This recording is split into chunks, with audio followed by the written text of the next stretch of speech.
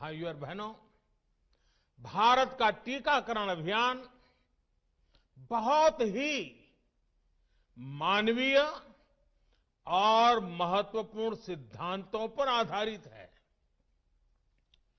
जिसे सबसे ज्यादा जरूरी है, उसे सबसे पहले कोरोना का टीका लगेगा।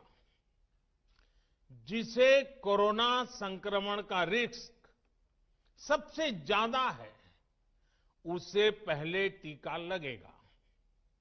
जो हमारे डॉक्टर्स हैं, नर्सेस हैं, अस्पताल में सफाई कर्मी हैं, मेडिकल पैरामेडिकल स्टाफ हैं, वो कोरोना की वैक्सीन के सबसे पहले हकदार हैं।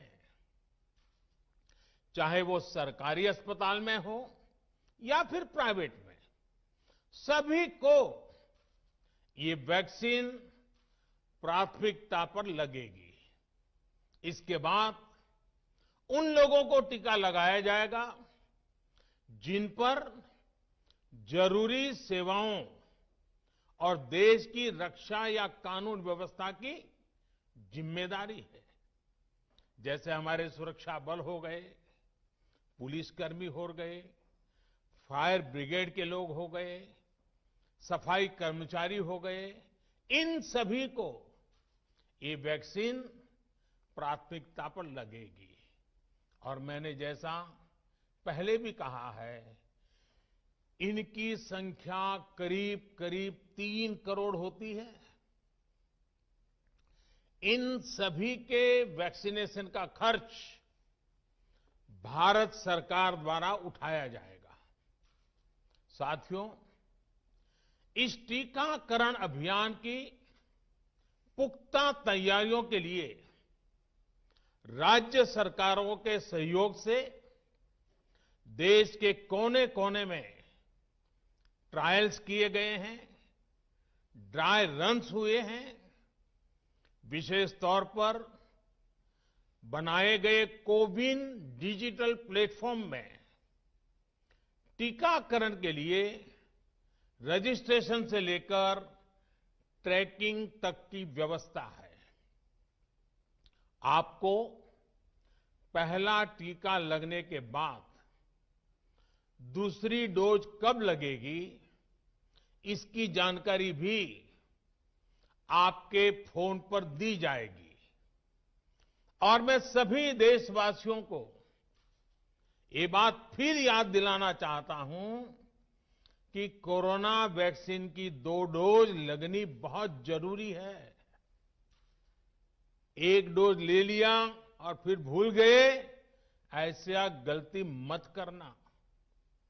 और जैसा एक्सपर्ट्स कह रहे हैं, पहली और दूसरी डोज के बीच लगभग 1 महीने का अंतराल भी रखा जाएगा। आपको ये भी याद रखना है कि दूसरी डोज लगाने के 2 हफ्ते बाद ही आपके शरीर में कोरोना के विरुद्ध जरूरी शक्ति विकसित हो पाएगी। इसलिए टीका लगते ही आप असावधानी बरतने लगें, मास्क निकालकर रख दें, 2 गज की दूरी भूल जाएं, ये सब मत करिएगा। मैं प्रार्थना करता हूं, मत करिएगा। और मैं आपको एक और चीज बहुत आग्रह से कहना चाहता हूं। जिस तरह धैर्य के साथ आपने कोरोना का मुकाबला किया, वैसे ही धैर्य अब वैक्सीनेशन के समय भी दिखाना है। साथियों, इतिहास में इस प्रकार का और इतने बड़े स्तर का टीकाकरण अभियान पहले कभी नहीं चलाया गया है। ये अभियान कितना बड़ा है, इसका अंदाज आप सिर्फ पहले चरण से ही लगा सकते हैं। दुनिया के 100 से भी ज्यादा ऐसे देश हैं जिनकी संख्या 3 करोड़ से कम है और भारत वैक्सीनेशन के अपने पहले चरण में ही 3 करोड़ लोगों का टीकाकरण कर रहा है। दूसरे चरण में हमें इसको 30 करोड़ की संख्या तक ले जाना है। जो बुजुर्ग हैं, जो गंभीर बीमारी से ग्रस्त हैं, उन्हें वो अगले चरण वाले चरण में टीका लगेगा। आप कल्पना कर सकते हैं 30 करोड़ की आबादी से ऊपर के दुनिया के सिर्फ 3 ही देश हैं, खुद भारत, चीन और अमेरिका। और कोई भी देश ऐसा नहीं है जिनकी आबादी इनसे ज्यादा हो। इसलिए भारत का टीकाकरण अभियान इतना बड़ा है और इसलिए ये अभियान भारत के सामर्थ्य को दिखाता है। और मैं देशवासियों को एक और बात कहना चाहता हूं। हमारे वैज्ञानिक, हमारे एक्सपर्ट्स जब दोनों मेड इन इंडिया वैक्सीन की सुरक्षा और प्रभाव को लेकर आश्वस्त हुए, तभी उन्होंने इसके इमरजेंसी उपयोग की अनुमति दी है। इसलिए देशवासियों को किसी भी तरह के प्रोपेगेंडा, अफवाहें, दुष्प्रचार से बचकर रहना है। साथियों, भारत के वैक्सीन वैज्ञानिक, हमारा मेडिकल सिस्टम भारत की प्रक्रिया की पूरे विश्व में बहुत विश्वसनीयता है और पहले से है। हमने ये विश्वास अपने ट्रैक रिकॉर्ड से हासिल किया है। मेरे प्यारे देशवासियों, हर हिंदुस्तानी इस बात का गर्व करेगा कि दुनिया भर के करीब 60% बच्चों को जो जीवन रक्षक टीके लगते हैं वो भारत में ही बनते हैं। भारत की सख्त वैज्ञानिक प्रक्रियाओं से ही होकर के गुजरते हैं। भारत के वैज्ञानिकों को और वैक्सीन से जुड़ी हमारी विशेषज्ञता पर दुनिया का ये विश्वास made in India corona vaccine में और मजबूत होने वाला है। इसकी कुछ और खास बातें हैं जो आज मैं देशवासियों को जरूर बताना चाहता हूं। ये भारतीय वैक्सीन विदेशी वैक्सीनों की तुलना में बहुत सस्ती हैं और इनका उपयोग भी उतना ही आसान है। विदेश में तो कुछ वैक्सीन ऐसी हैं जिसकी एक डोज 5,000 रुपया तक में है और जिसे -70 डिग्री तापमान में फ्रीज में रखना होता है। -70 डिग्री। वहीं भारत की वैक्सीन ऐसी तकनीक पर बनाई गई हैं जो भारत में बरसों से ट्राइड और टेस्टेड है। ये वैक्सीन स्टोरेज से लेकर ट्रांसपोर्टेशन तक भारतीय स्थितियों और परिस्थितियों के अनुकूल है। यही वैक्सीन अब भारत को कोरोना के खिलाफ लड़ाई में निर्णायक जीत दिलाएगी। साथियों, कोरोना से हमारी लड़ाई आत्मविश्वास और आत्मनिर्भरता की रही है। इस मुश्किल लड़ाई से लड़ने के लिए हम अपने आत्मविश्वास को कमजोर नहीं पड़ने देंगे। ये प्रण हर भारतीय में दिखाई दिया है। संकट कितना ही बड़ा क्यों न हो, देशवासियों ने कभी आत्मविश्वास खोया नहीं। जब भारत में कोरोना पहुंचा, तब देश में कोरोना टेस्टिंग की एक ही लैब थी। हमने अपने सामर्थ्य पर विश्वास रखा और आज 2300 से ज्यादा लैब्स का नेटवर्क हमारे पास है। शुरुआत में हम mask, PPE kit, testing kits, ventilators जैसे जरूरी सामान के लिए भी विदेशों पर निर्भर थे। आज इन सभी सामानों के निर्माण में हम आत्मनिर्भर हो गए हैं और इनका निर्यात भी कर रहे हैं। आत्मविश्वास और आत्मनिर्भरता की इसी ताकत को हमें टीकाकरण के इस दौर में भी सशक्त कर रहा है। भाइयों और बहनों, मानव इतिहास में अनेक विपदाएं आई, महामारियां आई, भीषण युद्ध हुए, लेकिन कोरोना जैसी चुनौती की किसी ने कल्पना नहीं की थी। ये एक ऐसी महामारी थी जिसका अनुभव ना तो साइंस को था, ना ही सोसाइटी को था।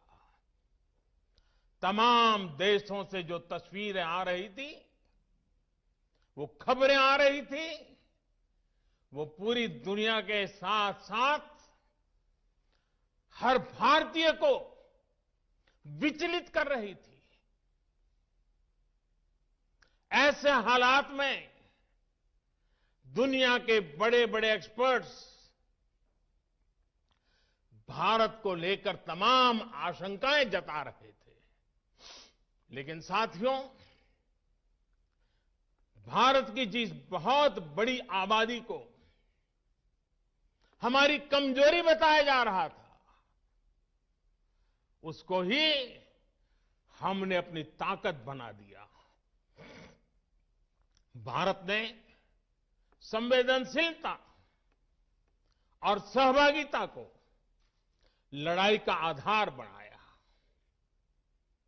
भारत ने 24 घंटे सतर्क रहते हुए, हर घटनाक्रम पर नजर रखते हुए सही समय पर सही फैसले लिए। 30 जनवरी को भारत में कोरोना का पहला मामला मिला, लेकिन इसके 2 सप्ताह से भी पहले भारत एक हाई लेवल कमिटी बना चुका था। पिछले साल आज का ही दिन था जब हमने बाकायदा सर्वेलांस शुरू कर दिया था। 17 जनवरी 2020 वो तारीख थी जब भारत ने अपनी पहली एडवाइजरी जारी कर दी थी। भारत दुनिया के उन पहले देशों में से था जिसने अपने एयरपोर्ट्स पर यात्रियों की स्क्रीनिंग शुरू कर दी थी। साथियों, कोरोना के खिलाफ लड़ाई में भारत ने जैसी इच्छा शक्ति दिखाई है, जो साहस दिखाया है, जो सामूहिक शक्ति का परिचय करवाया है, वो आने वाली अनेक पीढ़ियों के लिए प्रेरणा का काम करेगा। याद कीजिए, जनता कर्फ्यू कोरोना के विरुद्ध हमारे समाज के संयम और अनुशासन का भी परीक्षण था, जिसमें हर देशवासी सफल हुआ। जनता कर्फ्यू ने देश को मनोवैज्ञानिक रूप से लॉकडाउन के लिए तैयार किया।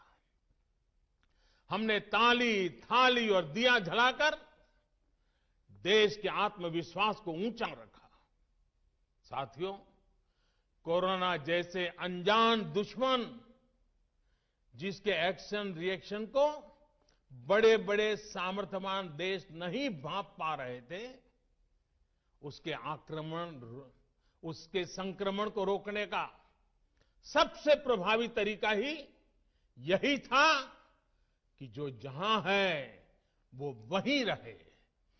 इसलिए देश में लॉकडाउन का फैसला भी किया गया। यह निर्णय आसान नहीं था। इतनी बड़ी आबादी को घर के अंदर रखना असंभव है, इसका हमें एहसास था। और यहां तो देश में सब कुछ बंद होने जा रहा था, लॉकडाउन होने जा रहा था। इसका लोगों की रोजी रोटी पर क्या प्रभाव पड़ेगा, अर्थव्यवस्था पर क्या प्रभाव पड़ेगा, इसका आकलन भी हमारे सामने था। लेकिन देश ने जान है तो जहान है के मंत्र पर चलते हुए प्रत्येक भारतीय का जीवन बचाने को सर्वोच्च प्राथमिकता दी। और हम सभी ने ये देखा है कि कैसे तुरंत ही पूरा देश, पूरा समाज इस भावना के साथ खड़ा हो गया। अनेकों बार छोटी छोटी लेकिन महत्वपूर्ण चीजों की जानकारी देने के लिए मैंने भी अनेक बार देशवासियों के साथ सीधा संवाद किया। एक तरफ जहां गरीबों को मुफ्त भोजन की व्यवस्था की गई, तो वहीं दूध, सब्जी, राशन, गैस, दवा ऐसी जरूरी चीजों की सुचारू आपूर्ति सुनिश्चित की गई। देश में व्यवस्थाएं ठीक से चलें, इसके लिए गृह मंत्रालय ने 24/7 कंट्रोल रूम शुरू किया, जिस पर हजारों कॉल्स का जवाब दिया गया, लोगों को समाधान दिया गया। साथियों, कोरोना के विरुद्ध इस लड़ाई में हमने कदम कदम पर दुनिया के सामने उदाहरण प्रस्तुत किया है। ऐसे समय में जब कुछ देशों ने अपने नागरिकों को चीन में बढ़ते कोरोना के बीच छोड़ दिया था, तब भारत चीन में फंसे हर भारतीय को वापस लेकर आया। और सिर्फ भारत के ही नहीं, हम कई दूसरे देशों के नागरिकों को भी वहां से वापस निकाल करके लाए। कोरोना काल में वंदे भारत मिशन के तहत 35 लाख से ज्यादा भारतीयों को विदेशों से भारत लाया गया।